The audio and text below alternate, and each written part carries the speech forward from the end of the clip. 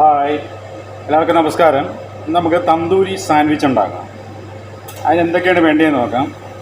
Chicken നമ്മൾ already കട്ടാക്കി വെച്ചിട്ടുണ്ട്.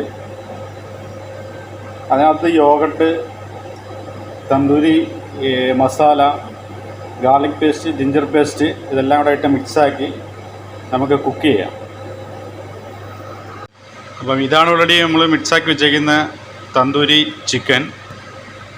ഇതിൽ yoghurt, chicken, tandoori masala, garlic paste, ginger paste.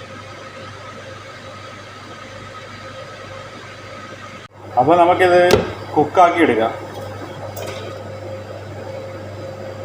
ചെറിയൊരു പാത്രത്തിലേക്ക് ഇടുക. പാത്രത്തിൽ ഒരു 1 hour കുക്കിംഗ് ഉണ്ട്.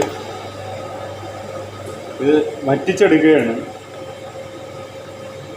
കംപ്ലീറ്റ് വെള്ളവും പോകത്തക്ക രീതിയിൽ വറ്റിച്ചെടുക്കുക.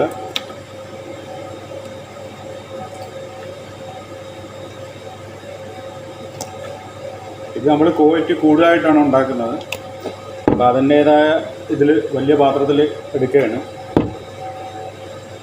കുറച്ചുണ്ടാക്കുന്നത് ചെറിയ പാനിനകത്താക്കി എടുത്താൽ മതി. ഓക്കെ, ഇത് റെഡി ആയിട്ടുണ്ട്.